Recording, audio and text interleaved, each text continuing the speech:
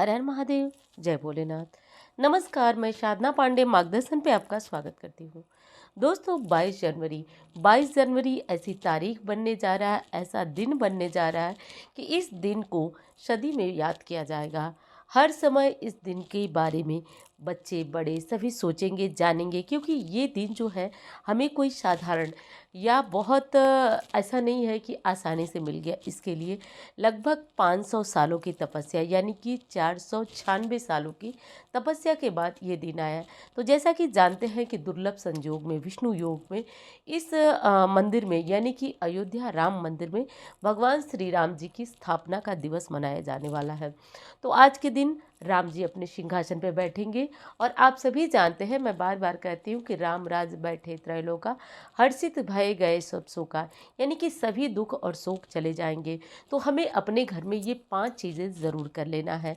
देखिए, वैसे तो आज का दुर्लभ मुहूर्त है और आज इतना बड़ा दिन है, इससे आज के दिन से हम अगर कुछ विशेष कामों को शुरू कर लेते हैं या 5 काम हम अपने घर में कर लेते हैं तो जितने भी दुख तकलीफ हो वो चली जाती हैं।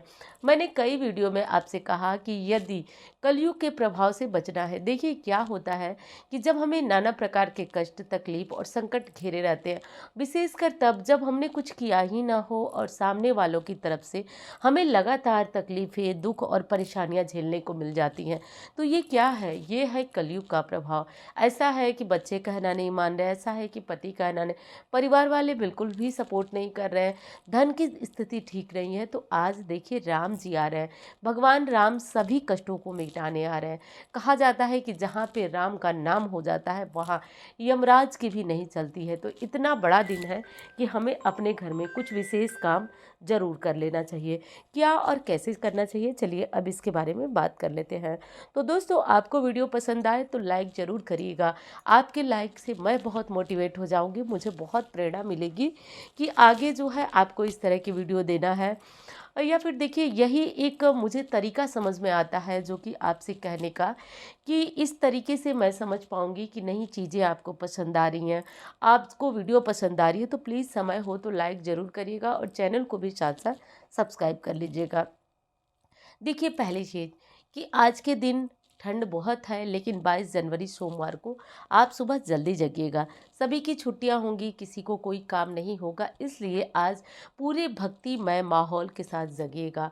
आज जो है भगवान श्री राम जी की धुनी आप अपने मोबाइल में सुन सकते हैं, खुद भी गुनगुना सकते हैं, सीताराम सीताराम। तो देखिए, ये काम सभी घरों में सुबह सवेरे ब्रह्म मुहूर्त में ही चारों तरफ श्री राम जी की धुनी बजी हुई होनी चाहिए। तो चारों तरफ ये चीज़ होनी चाहिए। उसके बाद आप नहा धो करके साफ़ हो जाइए, नहा लीजिए, थोड़ा गंगा जल डाल करके नहा लीजिए। कई कारणों से भी आज का दिन शुभ है। ये करने के बाद आप अपने घर के मंदिर में जो भी भगवान श्री राम जी की मूर्ति होगी, तो आज एक पहला काम आपको बताती हूँ कि आज पीला वस्त्र भगवान राम के लिए आप ज़रूर ले आएँ। पीला वस्त्र नहीं ला सकते तो आप कम से कम पीला कपड़ा, छोटा सा टुकड़ा पीले कपड़े का आप किसी भी दुकान से खरीद कर लाएं और आज भगवान राम जी को बिल्कुल प्रेम से, उसी प्रेम स्नेह से जैसे आप अपने बच्चे की सेवा पूजा करती हैं, यदि पीतल की मूर्ति है तो स्नान कराएं, यदि नहीं है तो आप जो है फोटो को साफ कर लें, मूर्ति को साफ कर लें। उसके बाद आप उनके ऊपर पीले वस्त्र उड़ाएं। आज माला की व्यवस्था आप सभी ज़रूर कर लीजिएगा। पीले पुष्पों की माला, यदि नहीं मिल पाते हैं ताज़ा फूल तो आप आर्टिफिशियल जो फूल होते हैं वो ले लीजिएगा और भगवान श्री राम जी को माला ज़रूर समर्पित करिएगा। तीसरा काम है जो कि ज़रूरी है आपके लिए करना, कि आज जो है एक अखंड ज्योत, जो कि मैं पहले वीडियो में भी बता चुकी हूँ, तो एक अखंड ज्योत आपको अपने घर में अवश्य जला के रखना है। कब? तो जब आप सुबह की पूजा करना है, तो आप सुबह की पूजा अगर आप ब्रह्म मुहूर्त में कर रही हैं तो बहुत अच्छा, नहीं कर रही हैं तो 9 बजे, 10 बजे, 11 बजे तक। और बहुत टेंशन न लीजिए, ठंड का मौसम है तो कोई बात नहीं, शरीर को देखते हुए ये काम कर लीजिएगा। एक अखंड दीपक आप तिल के तेल का प्रज्वलित कर लीजिएगा, घी का भी चाहे तो प्रज्वलित कर लीजिएगा। आज सारी पूजा करने के बाद आप भगवान श्री राम जी की आरती, हनुमान जी की आरती जो है वो आप अपने घर के मंदिर में पूरे परिवार के समेत ज़रूर गाइएगा। परिवार को इकट्ठा कर लीजिएगा, ध्यान रहे इससे सद्बुद्धि आती है। तो जितने लोग हैं पूजा न भी कर सके तो आरती में यदि आप उन्हें शामिल कर सकती हैं, जैसे बहुत छोटे बच्चे हैं या फिर बच्चे हैं जो कि नहीं करना मानते हैं, फिर भी आप आरती में उन्हें शामिल करिए। पूरे परिवार को आपकी पूजा से लाभ होगा और पूरे परिवार को इस पूजा से फायदा होगा। अब बात कर लेती हूँ विशेष उपायों की कि और कौन से उपाय कर हम अपनी मनोकामना पूर्ण कर सकते हैं, अपने जीवन से कष्ट दूर कर सकते हैं। और हाँ दोस्तों, इंस्टाग्राम फेसबुक पर मुझे फॉलो करना चाहें तो कर सकते हैं और मुझसे कुंडली दिखाने के लिए, पर्सनल परामर्श करने के लिए आप इन नंबरों पर संपर्क कर सकते हैं। देखिए, अगर आपको सरकारी नौकरी चाहिए या फिर आपका डूबा हुआ पैसा है, कहीं नहीं मिल रहा है, तो आप एक काम करिए, आप राम रक्षा स्तोत्र का पाठ करिए।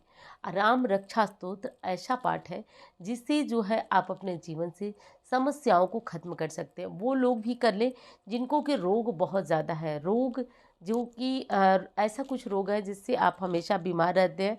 डॉक्टर के पास जाने पे ये नहीं हो पाता है कि मतलब जांच में कुछ ऐसी चीज़ नहीं निकलती है, लेकिन आप बीमार रहते हैं, ऐसे रोग से परेशान हैं, तो आप राम रक्षा स्तोत्र का पाठ करें।